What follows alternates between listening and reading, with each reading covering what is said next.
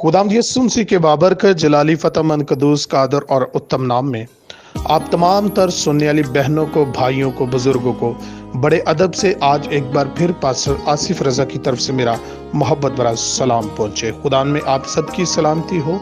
खुदा आप सबको बहुत ज़्यादा बरकत दे। जितने बहन भाई हमारे चैनल पर नए हैं, आप सबसे इल्तमास करता हूं कि आप इस चैनल को सब्सक्राइब कर दें और बेल आइकन को प्रेस कर दें ताकि हमारी हर नई आने वाली वीडियो का नोटिफिकेशन सबसे पहले आप तक पहुंच सके। मेरे अजीजों, आए हम आज के अनवान की तरफ हम आगे बढ़ते हैं। अनवान जैसे कि आपकी खिदमत में पहले भी बता चुका हूं कि हम सीख रहे हैं कि क्या शरीयत ख़त्म हो चुकी है या अभी कायम है। तो इसके ऊपर हमने कुछ हिस्से बयान किए हैं। आज हम इसके 8वें हिस्से की तरफ बढ़ने को हैं।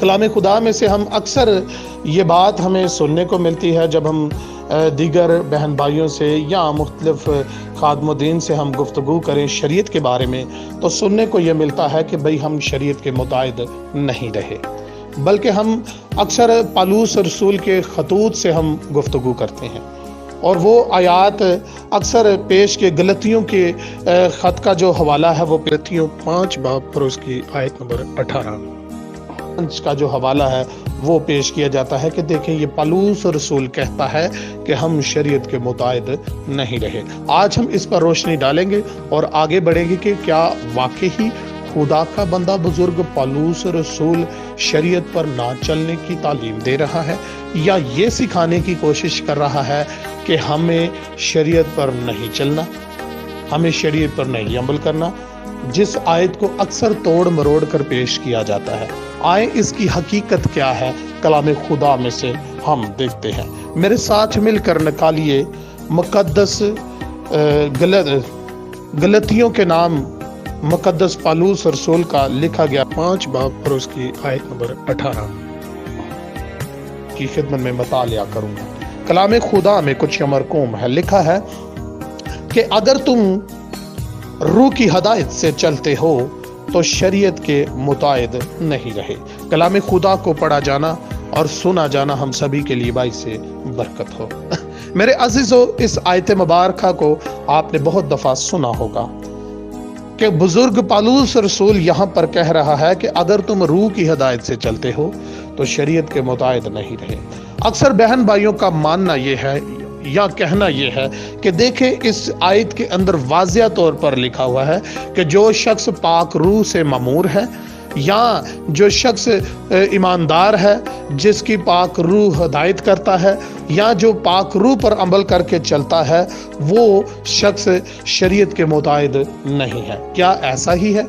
इसका मतलब हुआ कि खुदा का बंदा बुजुर्ग पालूस रसूल भी जो था वो रूह कुद्दस से ममूर था। खुदा का रूह उसके अंदर काम कर रहा है, इसलिए बुजुर्ग पालूस रसूल ये लफ्ज अदा कर रहा है कि अब हम शरीयत के मुताबिक नहीं रहे, यानी कि वो शरीयत जो खुदा ने अपने बंदा बुजुर्ग मूसा को दी थी। आगे चलते हैं कि क्या असल क्या है। क्या बुजुर्ग पालूस रसूल ये हमें तालीम देता है कि हमने शरीयत पर नहीं चलना? कुछ ऐसे अफराद जिनको शरीयत से शदीद नफरत है, वो बेचारे दिन रात इसी कोशिश में होते हैं कि किस तरह किसी न किसी तरह पालूस रसूल को शरीयत मुखालफिन साबित करके कलीसिया से शरीयत को ख़त्म किया जाए। कलीसिया से शरीयत को क्या कर दिया जाए? ख़त्म किया जाए, ताकि शैतानी मंसूबा पाए तकमील तक पहुंचाया जाए। आमीन। आगे बढ़ते हैं। अगर आप थोड़ा सा गौर करेंगे तो आपको एक बात ये समझ में ज़रूर आएगी कि शरीयत मुखालफिन लोग जो शरीयत की मुखालफत करते हैं या ये कहते हैं कि हम शरीयत को नहीं मानते, वो अक्सर वो किसी नबी का, ना किसी रसूल का, ना अंबिया अकराम में से किसी का हवाला देते हैं। सिर्फ और सिर्फ वो पालूस रसूल के खतूत में से हवाले पेश करते हैं कि देखें पालूस रसूल ये फरमाता है। आमीन। वो पूरी बाइबल में से किसी नबी या किसी रसूल की किताब या खतूत में से वो हवाला नहीं देते, सिर्फ और सिर्फ पालूस रसूल के खतूत में से हवाले पेश करते हैं।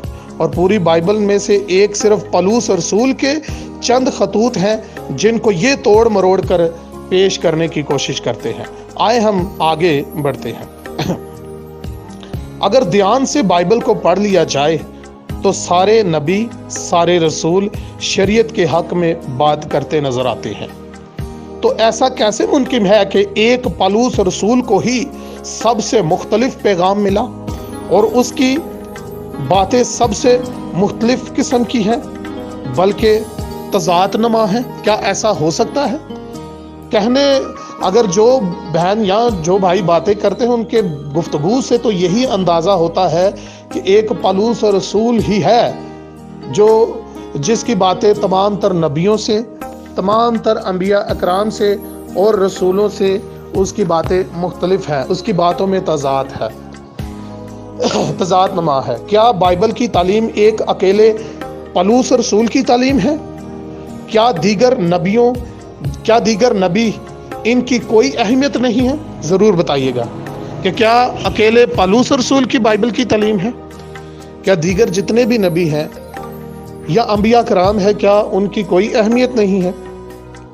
دراصل پالوس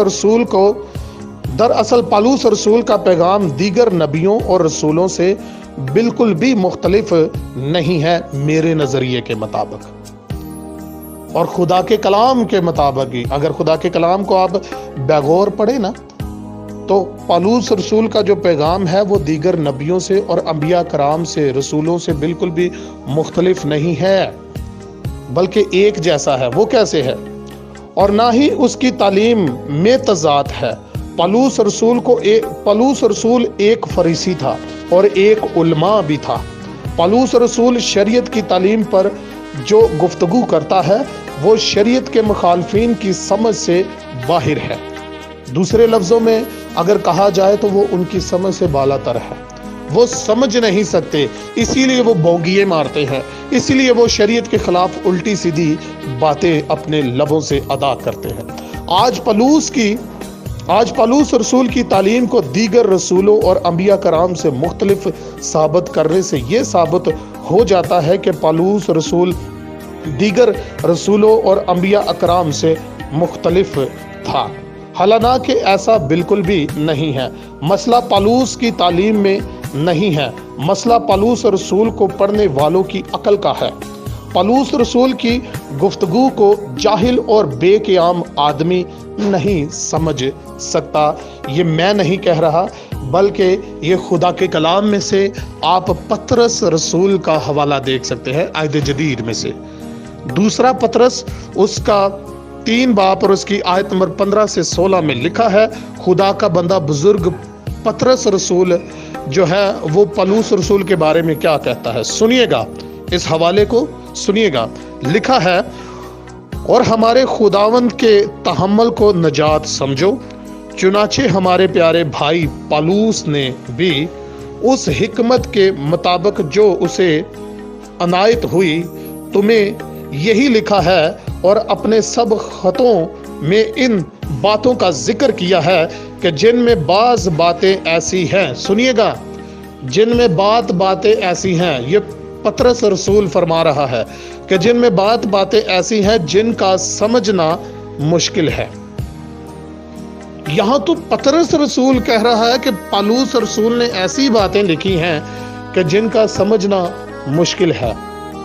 تو پھر مجھے یہ بتائیں کہ یہ جو شریعت کی مخالفت کر رہے ہیں، میرا یہ خیال ہے کہ ان کو یہ باتیں سمجھ آ گئی ہیں، اسی لیے وہ الٹی سیدھی باتیں کرتے اور بونگیے مارتے ہیں۔ بزرگ پطرس رسول تو کہتے ہیں کہ ان کی پالوس رسول کی بعض باتیں ایسی ہیں جن کا سمجھنا مشکل ہے۔ آج یہ جن کو سمجھ آ گئی ہے، کیا بات ہے ان کی کہ یہ ایک دم سے ان باتوں کو سمجھ گئے ہیں۔ آمین۔ سو خدا مجھے اور آپ سب کو اپنے کلام کے وسیلہ سے بہت زیادہ برکت دے۔ زندگی رہی تو پھر کبھی خدا کی زندہ آواز کو لے کر، خدا کے کلام کو لے کر، خدا کی مرضی کے مطابق نیکسٹ حصے کے ساتھ آپ کی خدمت میں حاضر ہوں گے۔ تب تک کے لیے خدا حافظ۔